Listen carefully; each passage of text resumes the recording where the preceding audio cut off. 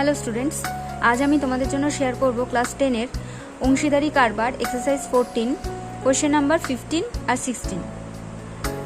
আমি আমার আগের ভিডিওতে এই চ্যাপ্টারের এই এক্সারসাইজের আগের প্রবলেমসগুলো তোমাদের সঙ্গে শেয়ার করেছিলাম। আশা করব তোমরা দেখেছো এবং শিখেছো। যদি না দেখে থাকো তাহলে আমি আমার ডেসক্রিপশন বক্সে তার লিঙ্কস দিয়ে দেবো, অবশ্যই দেখে নিও, অথবা আই বাটনে ক্লিক করেও তোমরা দেখে নিতে পারো। তো স্টুডেন্টস, যারা আমার চ্যানেল এখনও সাবস্ক্রাইব করোনি অবশ্যই আমার চ্যানেলটাকে সাবস্ক্রাইব করো এবং পাশের বেল আইকন প্রেস করে অল করে দাও, তাহলে আমি যা যা আপডেটস দেবো তার নোটিফিকেশান তোমাদের কাছে সবার আগে চলে যাবে। চলে আসছি অঙ্কে। কোয়েশ্চেন নাম্বার 15, পূজা, উত্তম ও মেহের যথাক্রমে 5,000 টাকা, 7,000 টাকা ও 10,000 টাকা মূলধন নিয়ে অংশীদারি কারবার এই শর্তে শুরু করে যে 1 নম্বর বলেছে কারবার চালানোর মাসিক খরচ 125 টাকা। 2 নম্বর বলেছে হিসাবপত্র রাখার জন্য পূজা ও উত্তম প্রত্যেকে মাসিক 200 টাকা করে পাবে। আর বছরের শেষে যদি 6,960 টাকা লাভ হয় তবে তা থেকে কে কত টাকা পাবে। এই হচ্ছে আমাদের অঙ্ক। দেখো এখানে পূজা, উত্তম আর মেহের যথাক্রমে পূজা দিয়েছে 5,000 টাকা, উত্তম দিয়েছে 7,000 টাকা আর মেহের দিয়েছে 10,000 টাকা দিয়ে একটা ব্যবসা শুরু করেছে, অংশীদারি কারবার শুরু করেছে। ওরা এই শর্তে শুরু করছে যে কারবার চালানোর জন্য মাসিক খরচ 125 টাকা। ধরো কারবার চালানোর জন্য যে ইলেকট্রিক খরচ বা মেশিনপত্র এইগুলো যে খরচ হবে সেই খরচ হচ্ছে কত না মাসিক খরচ, মানে 1 মাসে যে খরচ হচ্ছে সেটা হচ্ছে কত টাকা না 125 টাকা। এটা কিন্তু 1 মাসের কথা বলা হয়েছে, তার মানে আমরা কিন্তু 1 বছরের যে খরচটা হবে সেটা কিন্তু আমাদের বের করতে হবে, কারণ না বছরের শেষে যে লাভটা হয়েছে সেই লাভটার কথা বলা হয়েছে এখানে। তা বছরের শেষে মানে কি 1 বছরের শেষে যে লাভটা হয়েছে সেই লাভটার কথা বলা হয়েছে। তাহলে এক্ষেত্রে আমাদের কি বার করতে হবে যে মাসিক খরচ এখানে বলে দিয়েছে, মাসিক খরচ মানে 1 মাসের খরচ, তাহলে 12 মাসের খরচটা আমাকে বার করতে হবে। 12 মাসের খরচ কেন না, যেহেতু এখানে 1 বছরের লাভটা দিয়ে দিয়েছে তাই। ওকে। 2 নম্বর বলেছে হিসাবপত্র রাখার জন্য পূজা ও উত্তম প্রত্যেকে মাসিক 200 টাকা করে পাবে, মানে পূজাও 1 মাসে 200 টাকা পাবে আর উত্তমও 1 মাসে 200 টাকা পাবে, কিন্তু মেহের কিন্তু কোনো কাজ পায়নি। ওকে, পূজা আর উত্তম দুজনে কাজ পেয়েছে এখানে হিসাবপত্র রাখার কাজ পেয়েছে, কিন্তু মেহের কিন্তু কোনো কাজ পায়নি। কাজেই মেহের যেটা শেষে যে টাকাটা পাবে সেটা শুধু মূলধনের অনুপাতে যে টাকাটা হবে সেইটুকুই পাবে। পূজা আর উত্তম কিন্তু এই টাকাটাও পাবে। এবার এক্ষেত্রে দেখো এটাও কিন্তু বলেছে মাসিক। ওকে, 1 মাসে এরা 200 টাকা করে পাবে, অর্থাৎ পূজাও 200 টাকা পাবে, উত্তমও 200 টাকা পাবে। ঠিক আছে, তো এক্ষেত্রেও এখানে মাসিকের কথা বলা হয়েছে, মাসিক 200 টাকা অর্থাৎ 1 মাসে 200 টাকা। তার মানে আমাদের এটা বের করে নিতে হবে 12 মাসে কত টাকা করে ওরা পাচ্ছে সেটা আমাদের বের করে নিতে হবে। তাহলে বলেছে যদি বছরের শেষে 6,960 টাকা লাভ হয় তাহলে কে কত টাকা পাবে। দেখো এক্ষেত্রে আরেকটা কথা বলার আছে যেটা এখানে দেওয়া নেই, সেটা কিন্তু আমাদের এটা বের করে নিতে হবে। দেখো এখানে মাসিক খরচ বলে দিয়েছে 125 টাকা, আর পূজা আর উত্তম কত পাবে সেটা বলে দিয়েছে, মাসিক কত পাবে সেটা বলে দিয়েছে 200 টাকা। ওকে, তো বাকি যে টাকাটা পড়ে থাকবে এই লাভের থেকে এই টাকাগুলো খরচ হয়ে যাবে। ওকে, এই খরচ হয়ে যাওয়ার পর যে টাকাটা বাকি পড়ে থাকবে সেই বাকি টাকাটা কিন্তু এই যে এরা যে মূলধন দিয়েছে প্রথমে বছরের শুরুতে যে মূলধন দিয়ে ব্যবসাটা শুরু করেছিল তার অনুপাতে কিন্তু সেই টাকাগুলো কে কত টাকা পাচ্ছে সেটা কিন্তু আমাদের বের করতে হবে, যেটা এই প্রশ্নের মধ্যে এখানে হয়তো মিস হয়ে গেছে অথবা দেওয়া হয়নি, কিন্তু এটা কিন্তু আমাদের অঙ্কের মধ্যে করতে হবে। তো শুরু করা যাক অঙ্কটা। দেখো লিখে নিলাম বছরের শেষে মোট লাভ 6,960 টাকা। 1 নম্বরে বলেছে কারবার চালানোর জন্য মাসিক খরচ 125 টাকা। মাসিক খরচ মানে 1 মাসে খরচ, তাহলে লিখি 1 মাসে খরচ হয় 125 টাকা, সুতরাং 12 মাসে খরচ হয় 125 গুণ 12 এত টাকা। 12 মাস কেন না, এটা তো আমাদের 1 বছরে বের করতে হবে। এখানে যেহেতু লাভটা বলে দিয়েছে 1 বছর পরে যে লাভ হয়েছে সেটা, সেই কারণে মাসিক খরচ থেকে আমরা 12 মাসের খরচটা বের করব, অর্থাৎ 1 বছরের খরচটা বের করব। এটা গুণ করলে আমার আসবে 1500 টাকা। দেখো এরপর লিখে নিলাম, পূজা ও উত্তম প্রত্যেকে মাসিক 200 টাকা করে পায় হিসাবপত্র রাখার জন্য। অর্থাৎ পূজাও 1 মাসে 200 টাকা পাচ্ছে, আবার উত্তমও 1 মাসে 200 টাকা পাচ্ছে। তাহলে এটা আমরা লিখে নিতে পারি, পূজা 1 মাসে পায় 200 টাকা, সুতরাং 12 মাসে পায় 200 গুণ 12 এত টাকা। তাহলে কত হবে? 2400 টাকা। মানে পূজা 1 বছরে কত পাচ্ছে? 2400 টাকা। ওকে, এবার আমরা লিখবো উত্তম। উত্তমেরও এই একই জিনিস, উত্তম 1 মাসে পায় 200 টাকা, সুতরাং 12 মাসে পায় 200 গুণ 12 ইকুয়ালস টু 2400 টাকা। ওকে, তাহলে উত্তমও পাচ্ছে হচ্ছে কত? 1 বছরে পাচ্ছে কত? 2400 টাকা। ওকে, তাহলে এবার আমরা এই বছরের শেষে যে মোট লাভ হয়েছে 6960 টাকা, সেই 6960 টাকা থেকে খরচ হয়েছে এখানে 1500 টাকা। আর প্রতি বছর আর কি, প্রতি বছরের শেষে খরচ হয় 1500 টাকা, এখানে 2400 টাকা, এখানে আরও 2400 টাকা। তাহলে এই তিনটে টাকা যোগ করে এই অ্যামাউন্টটা থেকে বিয়োগ করলে বাকি যে টাকাটা থাকে সেটা আমরা পেয়ে যাব। ওকে, তাহলে আমরা সেই জিনিসটা লিখে নিই। দেখো লিখে নিলাম, সুতরাং মোট লাভ থেকে বাকি থাকবে 6960 থেকে বিয়োগ হচ্ছে কত? 1500, 2400, 2400। এক্ষুনি বললাম এই তিনটে অ্যামাউন্ট যোগ করে এই মোট লাভের থেকে বিয়োগ করলে আমরা বাকি যে টাকাটা পড়ে থাকবে সেই টাকাটা পেয়ে যাব, এবং ওই টাকাটাকে মূলধনের অনুপাতে আমরা ভাগ করে নিয়ে বুঝতে পারবো যে কে কত টাকা পাবে। ওকে, তাহলে এটাকে আমরা ক্যালকুলেশন করে বের করি। 6960 মাইনাস এই তিনটে যোগ করলে আমার আসবে 6300 টাকা। এটাকে বিয়োগ করো, আমার আসবে হচ্ছে 660 টাকা। তাহলে এই 660 টাকা আমরা এবার মূলধনের অনুপাতে ভাগ করে নেব। দেখো আমরা লিখে নিলাম, পূজা ইস্টু উত্তম ইস্টু মেহের, এদের মূলধনের অনুপাতটা কত? এরা পূজা দিয়েছিল 5000 টাকা, উত্তম দিয়েছিল 7000 টাকা, মেহের দিয়েছিল 10000 টাকা। তাহলে এই মূলধনের অনুপাতটা কত হবে? 3টে 0, 3টে 0, 3টে 0 কাটলো। তাহলে আমাদের থাকছে কি? 5:7:10। ওকে, এবার এটার থেকে আমরা পূজা, উত্তম আর মেহের কত পাবে সেটা আমরা বের করে নেব। দেখো এখানে লিখে নিলাম, পূজা ইস্টু উত্তম ইস্টু মেহের কত কত পাচ্ছে, মানে কত মূলধনের অনুপাতটা কত? 5:7:10। এবার পূজা পাবে, দেখো পূজার কত? 5। তাহলে 5 ডিভাইডেড বাই কি হবে? এইটা প্লাস এটা প্লাস এটা, তাহলে কত হবে? 10 7 17, 17 5 22। ইন্টু কোন টাকাটা হবে?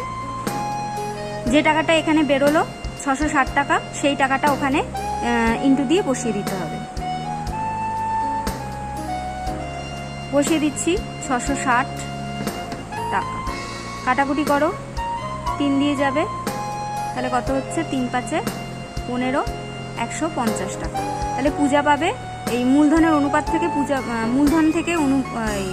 মূলধন থেকে পূজা পাবে কত না? 150 টাকা। এবার চলে যাচ্ছি উত্তমের জায়গায়।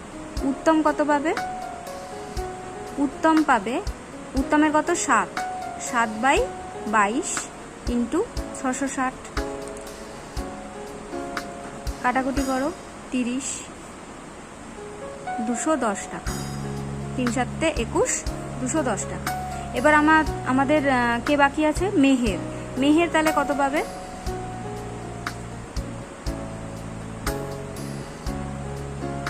মেহের পাবে, মেহেরের কত? 10/22 ইন্টু 660, মেহেরের কত আমরা দেখছি 10, ওকে 10/22 ইন্টু 660, তাহলে এখানে কাটাকুটি করো, 30 হচ্ছে, তাহলে কত পাচ্ছে 300 টাকা। এবার দেখো এখানে পূজা মূলধন থেকে পেল, মূলধনের থেকে পেল 150 টাকা, উত্তম মূলধনের থেকে পেল 210 টাকা, আর মেহের মূলধনের থেকে পেল 300 টাকা। এদিকে পূজা আর উত্তম কিন্তু হিসাবপত্র রাখার জন্যও কিছু টাকা পেয়েছিল, সেটা আমরা আগে বের করে নিয়েছিলাম। দেখো এখানে আমরা বের করে নিয়েছিলাম যে পূজা 1 মাসে 200 টাকা পায়, তাহলে 12 মাসে 2400 টাকা পায়, উত্তমও 12 মাসে কত টাকা পাচ্ছে 2400 টাকা। তাহলে কে কত টাকা পাবে এটা বার করার জন্য পূজার এই টাকাটা আর উত্তমের এই টাকাটা এই টাকাগুলোর সঙ্গে যোগ হবে। পূজার 150 টাকা আর উত্তমের 210 টাকা, এই দুটো টাকার সঙ্গে 2400 করে যে টাকাটা পেয়েছিল এর আগে, তারা সেই 2400 করে টাকা এই দুটো টাকার সঙ্গে যোগ হবে। কিন্তু মেহের যেহেতু কোনো কাজ করেনি এর আগে বা কিছু টাকা পায়নি, সেই জন্য মেহের শুধু 300 টাকাটাই পাবে। তাহলে আমরা এবার কি লিখবো না, পূজা মোট পাবে কত টাকা, উত্তম মোট পাবে কত টাকা, আর মেহের তাহলে কত টাকা পাবে। দেখো লিখে নিলাম, পূজা মোট পায় 150 প্লাস 2400 টাকা, উত্তম মোট পায় 210 প্লাস 2400 টাকা, আর মেহের পায় 300 টাকা। মেহেরের 300 টাকা ছাড়া আর কোনো টাকাও পায়নি বলে শুধু ও 300 টাকাটাই পাবে, আর এরা দুজন এই দুটো টাকা করে যোগ হবে। তাহলে কত হচ্ছে এটা যোগ করে দেখো 2550 টাকা আসছে, আর এটা যোগ করে কত হচ্ছে 2610 টাকা। ওকে, তাহলে আমরা পেলাম পূজা মোট পায় 2550 টাকা, উত্তম মোট পায় 2610 টাকা, আর মেহের পায় 300 টাকা। তাহলে এবার আমরা উত্তরটা লিখে নেব। দেখো আমরা উত্তরটা লিখে নিলাম, পূজা পায় 2550 টাকা, উত্তম পায় 2610 টাকা ও মেহের পায় 300 টাকা। চলে আসছে নেক্সট কোয়েশ্চেন নাম্বার 16, অতি সংক্ষিপ্ত উত্তরধর্মী প্রশ্ন। এটা হচ্ছে এমসিকিউ, 16-এর এতে আছে এমসিকিউ। তাতে 1 নম্বরে বলেছে, কোনো যৌথ ব্যবসায় 3 বন্ধুর মূলধন যথাক্রমে 200 টাকা, 150 টাকা ও 250 টাকা। একই সময় পরে তাদের লভ্যাংশের অনুপাত হবে, এই অপশানগুলো দিয়েছে। তো আমাদের কি করতে হবে, এই 3টাকে জাস্ট ইস্টু করে বের করে ফেলতে হবে। তাহলে কত হচ্ছে 200 ইস্টু 150 ইস্টু 250। তাহলে কাটাকুটি করো, 3টে 0 কাটলো, কত দিয়ে যাবে দেখো 5 দিয়ে যাচ্ছে, 4 5 20, 3 5 15, 5 5 25। তাহলে কত হচ্ছে 4:3:5। ওকে, তাহলে আমাদের অপশানটা কোনটা হবে, B. Next question number 2, Suvendu ও নৌশাদ যথাক্রমে 1500 টাকা ও 1000 টাকা দিয়ে একটি ব্যবসা শুরু করে। 1 বছর পরে ব্যবসায় 75 টাকা ক্ষতি হলে শুভেন্দুর ক্ষতি হয় 45 টাকা, 30 টাকা, 25 টাকা, 40 টাকা। এই 4টে অপশান আছে। তো আমাদের অঙ্কটা কীরকম হবে, 1500 ইস্টু 1000, শুভেন্দুর হচ্ছে 1500, নৌশাদের হচ্ছে 1000। তাহলে লেখো শুভেন্দু ইস্টু নৌশাদ 1500 ইস্টু 1000। এবার এটাকে কাটাকুটি করো, 2টো 0 কাটছে, দেখো 5 দিয়ে যাচ্ছে, 5 দুগুণে 10, 3 5 15, 5 দুগুণে 10। তাহলে কত হচ্ছে 3:2। ওকে, এবার বলা হয়েছে ক্ষতি হয়েছে, এখানে লাভের কথা কিন্তু বলা হয়নি। ব্যবসায় তো ক্ষতিও হয়, লাভও হয়, আবার ক্ষতিও হতে পারে। তো এক্ষেত্রে 1 বছর পরে ক্ষতি হয়েছে 75 টাকা। ওকে, তাহলে এই ক্ষতি পূরণ দিতে শুভেন্দুকে কত টাকা দিতে হবে, জাস্ট শুভেন্দুর ক্ষতিটা চেয়েছে, নৌশাদেরটা কিন্তু চাইনি। কাজে দুটো করতে হবে না, আমাদের শুধু শুভেন্দুটা বের করতে হবে। ওকে, তাহলে দেখো 1 বছর পরে ব্যবসায় 75 টাকা ক্ষতি হয়েছে, তাহলে শুভেন্দুর ক্ষতি হবে ঠিক একইভাবে বার করতে হবে যেভাবে আমরা এতগুলো অঙ্ক করে এলাম। শুভেন্দুর ক্ষতি হয়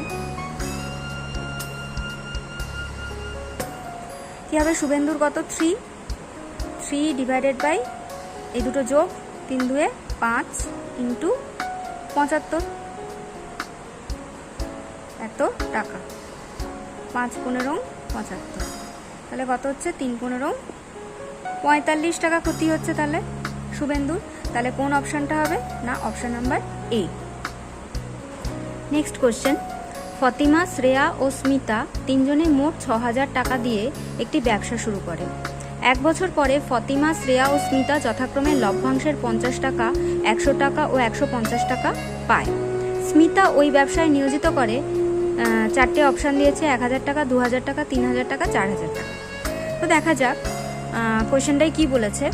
ফতিমা, শ্রেয়া ও স্মিতা তিনজনে মোট 6,000 টাকা দিয়ে একটি ব্যবসা শুরু করে। দেখো এই অঙ্কটায় কিন্তু তিনজনের মূলধনটা কিন্তু বলে দেয়নি,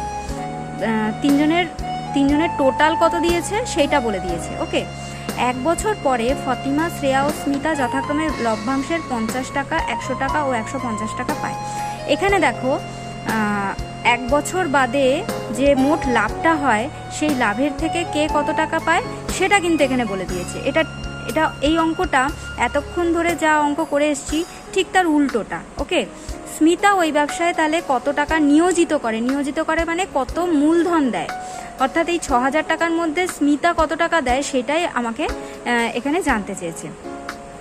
তো আমরা একটা কথা জানি, সেটা হচ্ছে একই সময় পরে লভ্যাংশের অনুপাত হয় মূলধনের অনুপাতের সমান।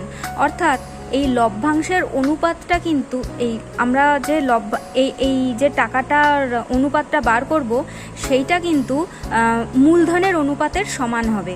ওকে, একই সময় পরে, অর্থাৎ এখানে 1 বছর পরের কথা বলা হয়েছে।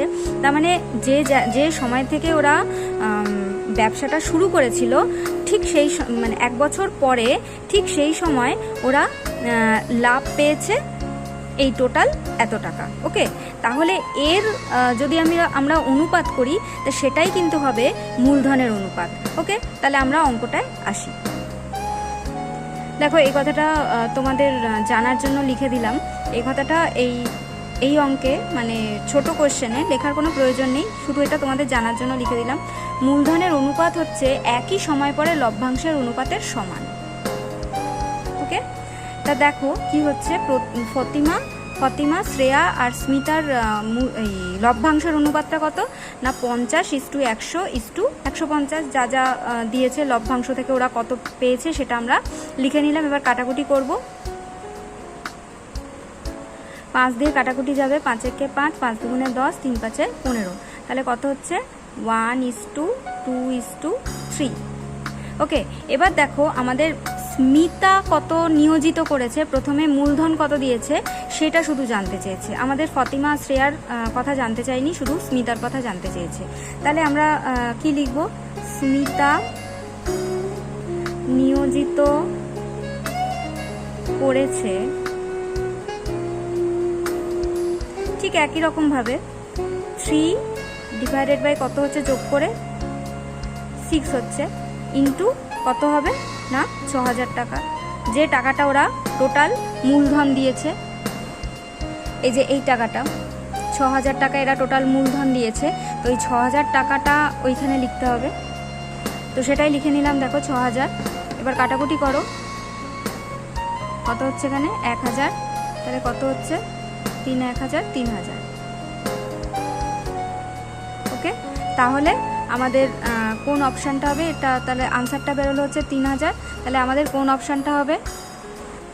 দেখো অপশান সি, 3,000টা হচ্ছে আমাদের answer. Next question number 4। Amal এবং বিমল একটি ব্যবসা শুরু করে। অমল 500 টাকা 9 মাসের জন্য এবং বিমল কিছু টাকা 6 মাসের জন্য ব্যবসায় নিয়োজিত করে। ব্যবসায় মোট লাভ হয় 69 টাকা এবং বিমল লাভের 46 টাকা পায়। ব্যবসায় বিমলের মূলধন তাহলে কত হবে? 4টে অপশান দিয়ে দিয়েছে, 1,500 টাকা, 3,000 টাকা, 4,500 টাকা এবং 6,000 টাকা। তো কোনটা হবে সেটা আমাদের আনসার বের করতে হবে। দেখো এখানে বলেছে অমল এবং বিমল একটি ব্যবসা শুরু করে। অমল 500 টাকা 9 মাসের জন্য মূলধন দেয়, আর এবং বিমল কিছু টাকাটা আমাদের বলে দেয়নি, এই কিছু টাকাটা আমাদের এখানে বের করতে হবে। তাহলে এই কিছু টাকাটাকে এক্স ধরে নেব। বলেছে বিমল কিছু টাকা এক্স মাসের জন্য ব্যবসায় নিয়োজিত করে, অর্থাৎ অমলের মূলধনটা হচ্ছে 500 টাকা 9 মাসের জন্য, আর বিমলের মূলধনটা হচ্ছে কিছু টাকাটা আমরা এক্স ধরে নেব, এক্স টাকা 6 মাসের জন্য। ওকে, তাহলে অঙ্কটা শুরু করা যাক। দেখো লিখে নিলাম, ধরি বিমল এক্স টাকা 6 মাসের জন্য নিয়োজিত করে। ওকে, বলেছে কিছু টাকা 6 মাসের জন্য, অর্থাৎ কিছু টাকাটা আমরা এক্স ধরে নিলাম, এক্স টাকা 6 মাসের জন্য নিয়োজিত করে। তাহলে অমলের মূলধন, অমল 500 টাকা 9 মাসের জন্য নিয়োজিত করে, তাহলে অমলের মূলধনটা কত হবে? 500 ইন্টু 9, এত টাকা। ওকে, তাহলে 5 নং 4500 টাকা। আর তাহলে বিমলের মূলধনটা কত হবে? এক্স টাকা 6 মাসের জন্য, অর্থাৎ এক্স ইন্টু 6 টাকা, তাহলে কত টাকা হলো? 6x টাকা। ওকে, তাহলে অমল, এই দুটোর ইস্টু বার করব, Amal is to Bimal, 4500 is to 6x। এবার দেখো এখানে 6 আর 4500 কাটা যাচ্ছে, কাটাকুটি যাচ্ছে, তাহলে 6 দিয়ে 4500 কে ভাগ করলে কত হবে? 750। তাহলে আমি পেলাম কত? 750 ইস্টু এক্স। এটা আমাদের ছোট হয়ে গেল। ওকে, এবার দেখো এখানে বিমলের টাকাটা বার করতে বলেছে। দেখো এখানে বলেছে ব্যবসায় মোট লাভ হচ্ছে 69 টাকা এবং বিমল লাভের 46 টাকা পায়। ওকে, তাহলে ব্যবসায় বিমলের মূলধনটা এখান থেকে জানতে বলেছে। তো আমরা জাস্ট বিমলেরটা বার করব। তাহলে বিমল পায়, সুতরাং বিমল পায়, বিমলের কত? এক্স, এক্স ডিভাইডেড বাই এইটা প্লাস এটা 750 প্লাস এক্স ইন্টু লাভ কত হয়েছে এখানে দেখাচ্ছে, ব্যবসায় মোট লাভ হচ্ছে 69 টাকা। তাহলে এখানে আমরা 69 লিখে দেব। এত টাকাটা হচ্ছে বিমল পায়। এটা হচ্ছে আমরা এইখান থেকে অঙ্ক কষে বার করলাম যে এত টাকা বিমল পাচ্ছে। এবার অঙ্কের মধ্যে বলে দিয়েছে, প্রশ্নের মধ্যে বলে দিয়েছে যে বিমল লাভের 46 টাকা পায়।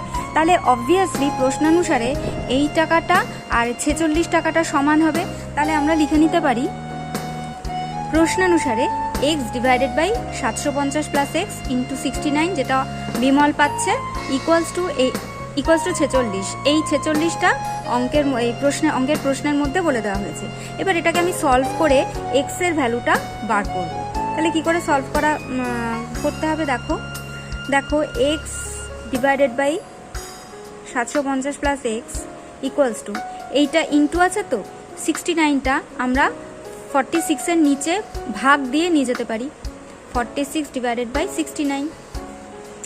ওকে, এবার আমরা জাস্ট কোনাকুনি গুণ করব। ওকে, তাহলে কোনাকুনি গুণ করব, এটা কত হবে? 69x ইকুয়ালস টু, এটা কি হবে? 46 into 750 plus x, 69x equals to 46 এর সঙ্গে ফার্স্টে 750 গুণ করব, তারপর প্লাস দেব, প্লাসে প্লাসে প্লাস দেব, 46x হবে। তাহলে 46 এর সঙ্গে 750 গুণ করলে আমার আসবে হচ্ছে 34,500। ওকে, প্লাসে প্লাসে প্লাস 46x। তাহলে আমরা পাচ্ছি এই 46xটাকে আমি এই পাশে নিয়ে যাচ্ছি, 69x minus 46x equals to 34500। তাহলে এটা দেখো বিয়োগ হবে। তাহলে আমরা বিয়োগ করে পাই 23x ইকুয়ালস টু 34500। এবার আমাদের এক্সটা বার করতে হবে। X equals to 34500 divided by 23। এবার এটা কাটাকুটি করো। দেখো কাটাকুটি করা মানে 23 দিয়ে এই সংখ্যাটাকে ভাগ করা। ওকে, তাহলে ভাগ করে আমরা পাবো হচ্ছে দেখবে 1500। এটা ভাগ করে নেবে, ভাগ করে দেখবে আমরা পাবো 1500। তাহলে এক্স এর ভ্যালুটা বেরিয়ে গেল 1500। তাহলে দেখো এক্সটা আমরা কি ধরে নিয়েছিলাম না, বিমল এক্স টাকা 6 মাসের জন্য নিয়োজিত করছে। তো এখানে কোশ্চেনে তো জানতেই চেয়েছে যে ব্যবসায় বিমলের মূলধনটা কত, অর্থাৎ বিমল কত টাকা নিয়োজিত করে। তাহলে আমাদের কত বেরোলো না, এক্সের ভ্যালুটা কত বেরোলো, 1500 টাকা। তাহলে আমাদের অপশানটা হবে হচ্ছে এ। Next question number 5। দেখো পল্লবী 500 টাকা 9 মাসের জন্য ও রাজিয়া 600 টাকা 5 মাসের জন্য একটি ব্যবসায় নিয়োজিত করে। লভ্যাংশ তাদের মধ্যে বণ্টিত হবে যে অনুপাতে, তা হলো 3:2, 5:6, 6:5, 9:5। তো দেখো আমরা এর আগে একটা অঙ্কতে করলাম, এই দাগের অঙ্কতেই করেছি যে যত মূলধন দেবে তার অনুপাত যত লভ্যাংশ পাবে তার অনুপাতে সমান হবে একই সময় পরে। ওকে, তার মানে মূলধনের অনুপাত যা হবে লভ্যাংশের অনুপাতও তাই হবে। দেখো পল্লবী 500 টাকা 9 মাসের জন্য মূলধন দিয়েছে, আর রাজিয়া 600 টাকা 5 মাসের জন্য মূলধন দিয়েছে। তো আমরা এই মূলধন থেকে যেটা পাবো সেটাকে অনুপাত করলে যেটা আসবে, হ্যাঁ, তো সেটাই হবে কিন্তু লভ্যাংশের অনুপাত। ওকে, তাহলে আমরা লিখতে পারি মূলধনের অনুপাত ইকুয়ালস টু একই সময় পরে লভ্যাংশের অনুপাত। এই কথাটা লিখে আমরা অঙ্কটা শুরু করছি। দেখো পল্লবী মূলধন দেয়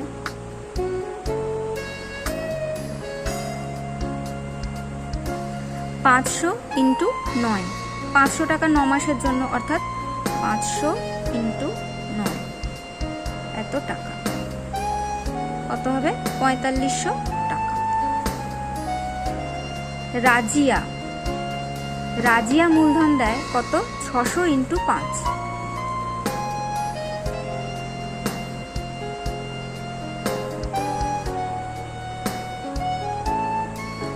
600 × 5 কত হচ্ছে 5×6 = 30, 3000 টাকা। তাহলে যদি মূলধনের অনুপাত একই সময় পরে লভ্যাংশ অনুপাতের সমান হয়, তাহলে এই যে দুটো এরা মূলধন দিল এদের অনুপাতটা বের করলেই আমাদের লভ্যাংশের অনুপাতটা বেরিয়ে যাবে। ওকে, তাহলে আমরা লিখতে পারি সুতরাং লভ্যাংশের অনুপাত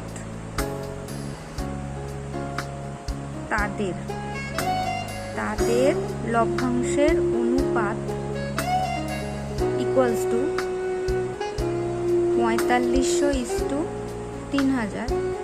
কাটাকুটি করো, দুটো 0 কাটলো, এটা তোমার 5 দিয়ে যাবে, 5 9 45, 5×6 = 30, এটা আবার 3 দিয়ে যাবে, 3 3 9, 3 2 6, তাহলে কত হচ্ছে 3:2।